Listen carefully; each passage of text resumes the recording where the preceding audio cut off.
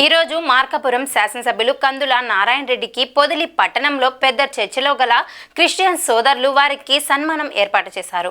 ముందుగా నారాయణ రెడ్డికి cake cut చేసి తమ సంతోషాన్ని పంచుకున్నారు. ఈ సందర్భంగా ఆయన మాట్లాడుతూ అన్ని వర్గాల ప్రజల మద్దతుతోనే విజయం సాధించాలని అన్నారు.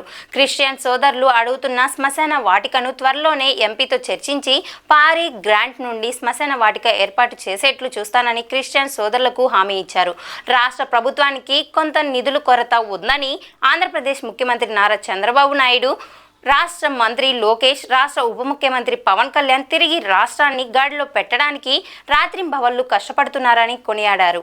మార్కాపురం నియోజకవర్గాన్ని కూడా త్వరలోనే అభివృద్ధి పథకంలో నడిపిస్తానని హామీ ఇచ్చారు. ఈ కార్యక్రమంలో భారీ క్రిస్టియన్ సోదరిమణులు పాల్గొన్నారు.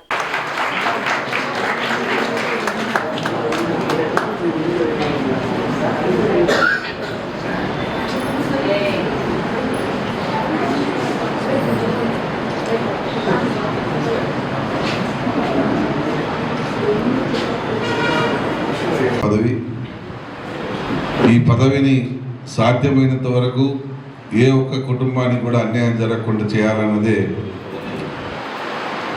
ఏ ఒక్క కుటుంబం కూడా నష్టపోకుండా చేయాలన్నదే నా యొక్క ఆకాంక్ష. ఈ పదవి ద్వారా ప్రతి ఒక్క కుటుంబానికి మంచి చేయాలన్న ఒక ఆలోచనలో ఉన్నాను. దానికి ఆ భగవంతుడు మీ ఆశీస్సులు, భగవంతుడి ఆశీస్సులు అందరూ కూడా మనస్ఫూర్తిగా ఇచ్చి నా ఈ యొక్క 5 సంవత్సరాల ప్రయాణంలో ఎటువంటి ఒడిదుడుకులు లేకుండా, ఇబ్బందులు లేకుండా సాగేలా మీ అందరు దీవెనలు ఇవ్వాలని మనస్ఫూర్తిగా కోరుతా ఉన్నా. అలాగే ఆ రోజు గోడ విషయంలో పెద్దలు అడిగారు, అది పెద్ద సమస్య కాదని చేపిద్దామని చెప్పాను. అలాగే చేపించాను. మీరు అడిగినటువంటి బర్రెల గ్రేడ్కు సంబంధించినటువంటి విషయాలు కూడా తప్పకుండా పరిశీలిస్తాను. తప్పకుండా మాకంటూ ఎమ్మెల్యేల కంటే స్పెషల్ గ్రాంట్స్ ఏం లేవు. గతంలో కొన్ని ఇబ్బందుల వల్ల ఇప్పుడు స్పెషల్ గ్రాంట్ ఇచ్చేటువంటి పరిస్థితిలో ప్రభుత్వం లేదు. కాకపోతే ఎంపీ గారి గ్రాంట్ ద్వారా వచ్చేదానికి అవకాశం ఉంది. నేను తప్పకుండా ఎంపీ గారి దృష్టికి తీసుకుని వెళ్తా.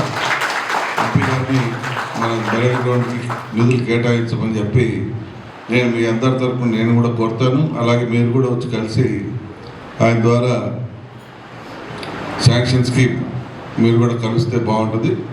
తప్పకుండా నేను ఒక సమయం చూసుకొని మీకు చెప్తాను. ఆ సమయంలో మీరు వచ్చి కలిస్తే ఆ పని కూడా అయిపోతుంది. చిన్న చిన్న సమస్యలు అనేవి వస్తూ ఉన్నాయి. తప్పకుండా 1 by 1 ఒక్కొక్కటిగా చేసుకుంటూ పోతాం. కొంత ఆర్థిక సమస్యలతో ఇబ్బంది పడతా ఉంది ఈరోజు ఈ రాష్ట్రం. అందుకని ఏ యొక్క విభాగంలో కూడా నిధులు లేవు.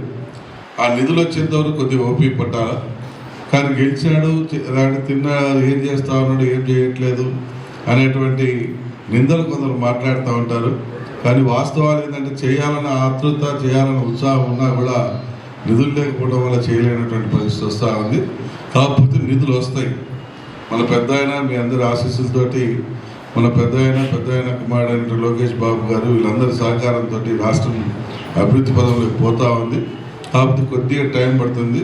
ఆ టైం వరకు కొద్దిగా వెయిట్ చేస్తే ఏ ఒక్క పని కూడా ప్రజలకు అవసరమైనటువంటి ఏ ఒక్క పని విషయంలో కూడా వెనక్కి తగ్గకుండా పనిచేసుకుంటూ పోతామని చెప్పి మీ అందరికీ మనస్ఫూర్తిగా మాటిస్తూ సెలవు తీసుకుంటాను.